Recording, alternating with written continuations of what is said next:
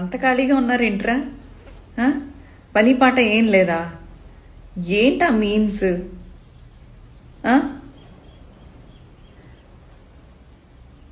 మొన్నటిదాకా బీచ్ లో బట్టలు తీసేసి తిరిగేస్తాను అని చెప్పేసి ఫేక్ ప్రచారాలు చేశారు. ఎక్కడా నేను నా అఫీషియల్ పేజ్ లో అలాంటి మాటలు నేను మాట్లాడలేదు. అండ్ నేను ఏదైతే వీడియోలు చేశానో, అంతకుముందు ఏమైతే పోస్టులు చేశానో, ఏమైతే లైవ్లు చేశానో అవి అలాగే ఉన్నాయి. ప్రతి ఒక్కటి ఏది డిలీట్ చేయలేదు.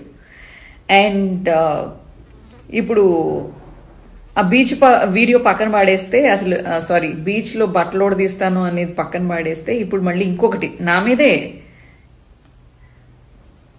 ప్రతి ఒక్కళ్ళకి నేను ఒకదాన్ని హాట్ కేక్ లాగా దొరుకుతాను. ఏందో మరి, నేనేమంత అందగత్తని కాదు, నేనేమంత ఇదేం కాదు. అయినా కానీ నాకు పడి ఏడుస్తారేందో నాకు అర్థం కాదు.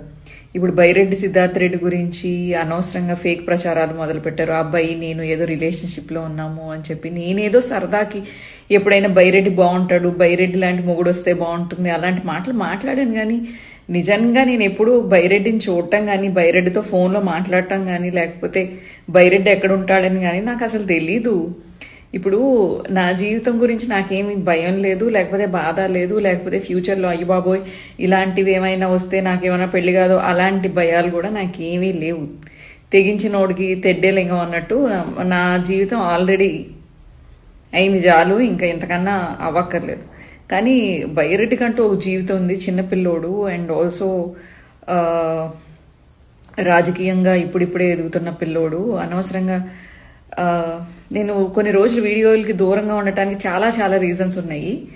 ఇప్పుడు ఆ అబ్బాయి జీవితం పాడు అవ్వకూడదు. ఇలాంటివి ఒక ఆడదానికైనా మగోడికైనా కూడా జీవితం అనేది చాలా ఇంపార్టెంట్. ఇలాంటి రూమర్స్ రాకూడదు. సో ఒక కన్సర్న్ తోటి ఈ వీడియో చేస్తున్నాను. సో బైరెడ్డికి నాకు అలాంటి మ్యారేజ్ సెటిల్ అవ్వడాలు, లేకపోతే రిలేషన్షిప్లో ఉండటాలు, ఇలాంటివన్నీ ఫేక్ ప్రచారాలు మానుకోండి. పని లేకపోతే పని చేసుకోండి. అది కూడా అది కూడా చేయలేకపోతే భగవంతుడిని ప్రార్థన చేసుకోండి, చాలా చాలా ఉత్తమం.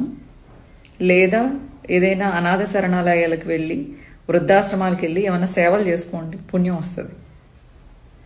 అంటే ఉన్న మాటలు మీరు అనండి. నేనేమన్నా తప్పుగా మాట్లాడితే మీరు నన్ను తిడతారు, అదంతా నేను తీసుకుంటాను. కానీ ఫేక్ ప్రచారాలు చేయకండి. మీరు రాజకీయంగా నేను ఏమైనా మాట్లాడినప్పుడు నన్ను తిట్టండి. ఆపోజిట్ పార్టీ ఏమైనా రాజకీయంగా ఏమైనా మాట్లాడితే నేను తిడతాను, అంతవరకే చాలు. కానీ అబద్ధాలు సృష్టించాల్సిన అవసరం లేదు.